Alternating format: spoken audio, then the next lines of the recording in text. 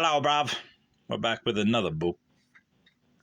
I was going to do this book, and I actually started the video, but the subject was too banal, even for a crass dullard like myself. Ex-libris of Margaret Thorpe and Bethia Potter, Detroit, Michigan, who I believe was related to Eber Brock Ward's family, the industrialist of Detroit. These grandmother's stories are about his sister, Emily Ward, who her children arise up and call her blessed. Grandmother Stories by Frances Hurlbut, who was, I don't know if she was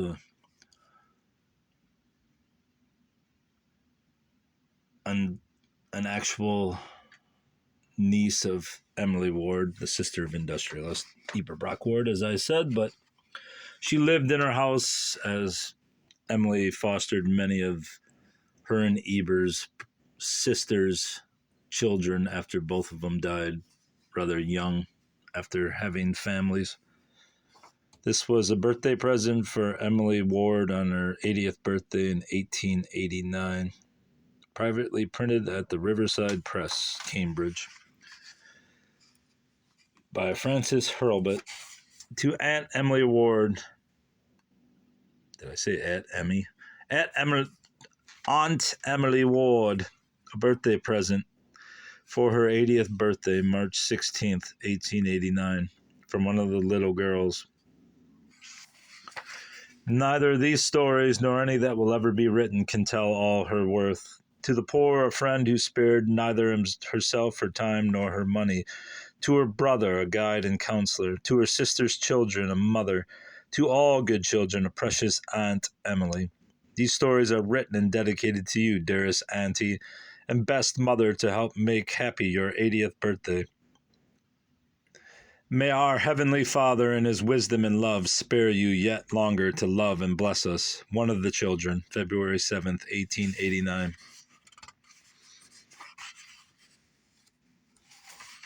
Introduction. The grandmother of these stories is a lady well known in Michigan for her active benevolence.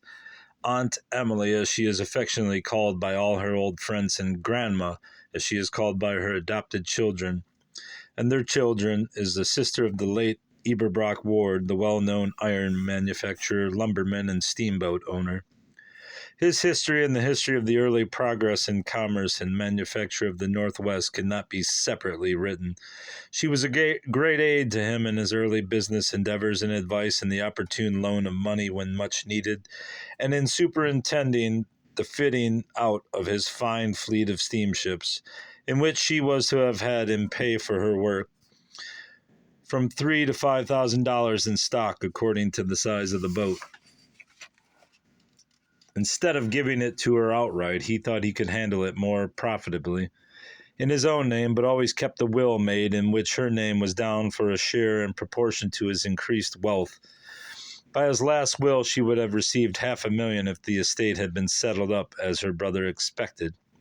But in the process of settling, in some way, the residuary part of the estate was lost to the heirs, which included Aunt Emily and her adopted children, and all of Captain Ward's children by his first wife.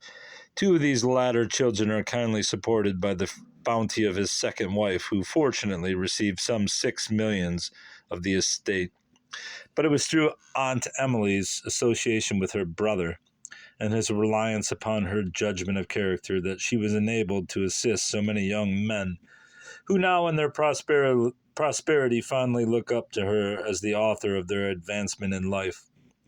She very seldom made a mistake about a young man, and if she said to her brother, "Eber, I think that young man would do well if you had a place for him," Eber was pretty sure to give him a place, and the young man was pretty sure to do well. On the occasion of the celebration of the 80th anniversary of her birthday, she received many letters from these protégés of hers, and the burden of them all was, "But for you, I never could have been the man I am." One, after telling what she had done for his pecuniary advancement, adds, "But for your moral plane and its influence on me, I should almost be afraid to leave this world." As it is, I am not. Another says, nothing can obliterate the happy memories associated with the days when you were among the few most valued friends of that earlier life. My life has widened since those days, but you are among the widening influences that have made me more of a man than I could have otherwise been.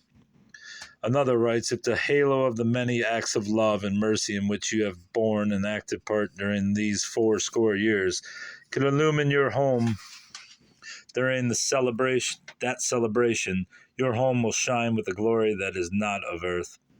Still another says, I too have known the uplifting influence of your strength and courage, and nobility of character. These, though but a small part, show in what light Aunt Emily is regarded by very many people. Her brother also considered her advice valuable in business matters. I once heard him say, as he pointed to a large tract of land that had swallowed up a good deal of money, that property Emily told me I'd lose money on if I bought it, and I have. I've noticed all my life that the things she said would fail did fail, and the ventures she said would prosper did prosper. She is a fine business head.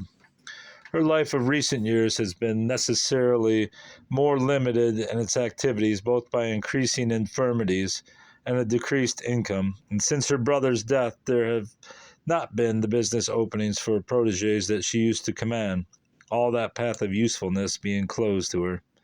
It is given to but few to have the will and the capacity and the opportunity combined for such a life work as hers. I do not overstep the bounds of truth when I say that she never turned away from what she considered her duty, no matter how disagreeable to herself or how hard the work it involved.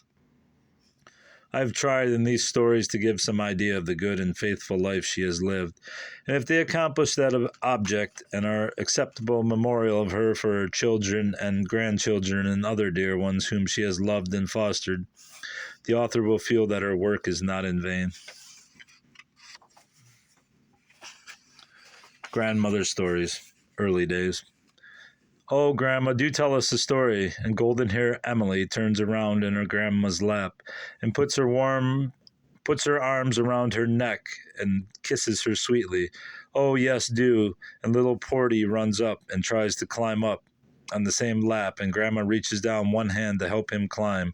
And as he struggles in his small boy fashion to reach the coveted spot, he knocks his head on her nose, and off go her gold-bowed spectacles on the floor. Whereat Jip sets up a furious barking and makes wild attempts to get up on Grandma's lap too, and the other little Emily hangs on to Grandma's chair and laughs and wants a seat in the same place. And the aunties and mamas look on with smiling faces to see the fun. After a time, quiet is restored. The spectacles are back on Grandma's nose. The children are arranged satisfactorily in and about the lap, and the aunties and mammas are busy sewing or idle as it pleases them, and Jip has sulkily retired and lain himself down where he can keep one jealous eye on the children, and the other eye on a stray fly or two that slyly tickle his nose for him. And Grandma draws a long breath and says, what shall I tell you? I've told you all the stories I know. Oh, tell us about when you were a little girl, the children shout in unison, and Aunt Frank says, tell us about the New England days, where you were born and lived until you were 9 years old. Oh, do, beseech three eager little voices, and Grandma sighs somewhat, for she has told that story not less than 300 times, she thinks. But nevertheless, she launches off bravely, and after a time, seeing the joy on the small faces, gets interested herself. For Grandma, everybody knows, is happiest when she is making others happy. In the first place, she was born with that disposition, and in the second place, she has cultivated it to that degree that she doesn't know herself that is what makes her happy. But I wasn't born in New England, she says, though my father and mother were, and were married in Vermont in 1807.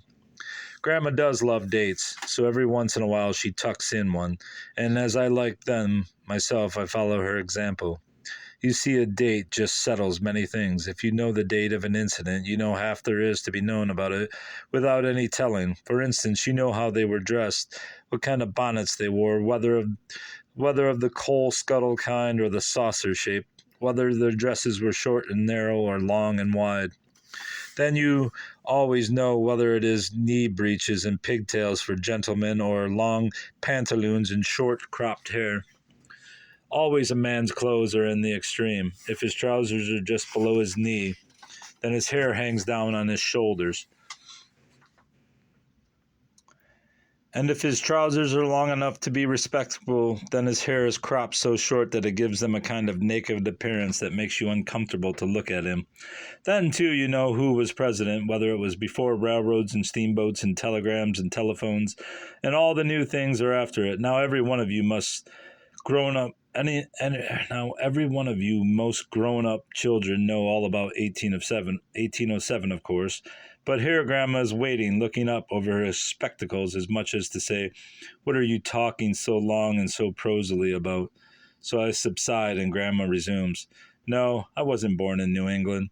Your great-grandmother was a rover, and though I was the oldest of 4 children and the youngest was born before I was quite 4 years old, no 2 of them were born in the same place, though 2 of us were born in the same state. And when you consider that there were no railroads at the time, you may know he was a rover indeed." "I should think so," said golden-haired Emily, and as the other 2 children thought the same, Grandma proceeded. "But when I was most 4, just before Abba, the youngest child, was born, my father moved back to Vermont, where we stayed 5 years.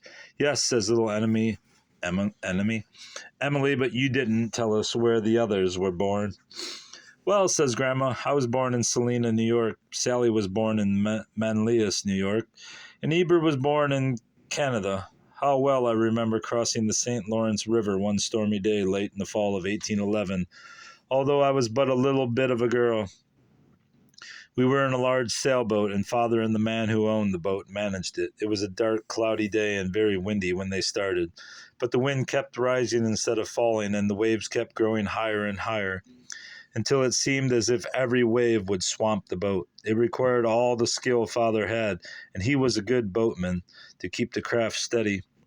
They had no time to notice my poor mother, who sat forward with her 2 children clasped in her arms in a perfect stupor of terror. Every wave dashed its spray over her until she was wet through and through, and every time the boat went down into the tuff of a sea, she shuddered with all the agony of a belief that it would never rise again. She uttered no cry and made no moan, but when the boat at last touched the shore, she picked up her baby, and without a word to anyone started and ran like a wild deer into the woods. Father ran after her, calling upon her, "Why, Sally, what is the matter? Where are you going?" And when he caught up with her, she fell fainting into his arms. It was not many weeks after that when Eber was born, and for a long time they didn't think he'd live, and that if he did live, he would be a sickly child and would never amount to anything. But they were all mistaken, said Grandma, and a little smile of pleasure and pride lighted her face. "Was that Uncle Eber?" said little Emily. "Was it?" echoed big Emily. "What it, Uncle Ebby?" said the small boy. "It was your Uncle Eber. He is your granduncle, you know." But to come to the New England days, we lived in a very happy and contented life there. I learned how to do housework and how to spin. I remember when I was 7, I wasn't satisfied unless I spun as much yarn as Huldah Seymour did, a girl in the neighborhood who was 16. I thought I was a woman and ought to do a woman's work. Father was away almost all the time with Uncle Sam on Lake Ontario, carrying troops back and forth. For 3 years of the 5 were during the War of 1812 to 1815, when it closed. One incident that happened about this time made a very strong impression upon my mind. I must have been 6 or 7 years old. I remember it was after dark, for Mother had a candle in her hand when she went to the door in response to a great rap. When she opened it, a big, burly, ugly-looking man in soldier's clothes walked in. He said he wanted to stay there all night. My mother told him he couldn't stay there. She had no room for him, but she told him there was a tavern. There were no hotels in those days, a little ways off. He said he hadn't any money and he couldn't go to the tavern. She said there were plenty of places he could stay nearby, but he couldn't stay there. And after more conversation that kept growing louder and uglier on his part, he, with great oath, knocked the candle out of her hand, and heaven knows what he would have done. But as the candle went out, a blow from a heavy fist struck him in the face. Another blow knocked him down, and then somebody sat on him and pummeled him so fast that he couldn't defend himself. Here the children clasped their hands, and their eyes grew big and round. "For God's sake, madam," he implored, "don't kill me. I will go away." No reply, but more pounding. "For God's sake, madam, let me up. I'll never strike a woman again. Don't kill me," he cried. After he was well punished, he was told to get up, and the candle was lighted, and the fellow discovered that it wasn't a woman at all who had been pounding him, but a big, broad-shouldered man. "You see, I had not liked the looks of him, nor the manner in which she spoke to my mother," said Grandma.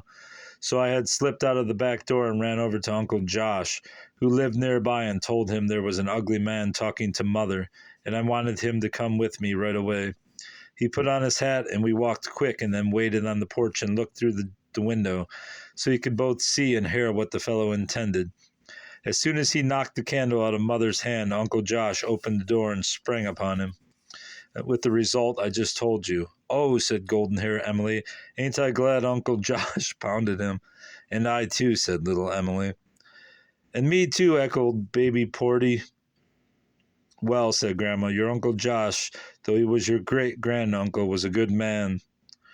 For after asking the man a few questions and giving him a little good advice about treating helpless women and children, he gave him 50 cents to pay for his lodging and food at the tavern."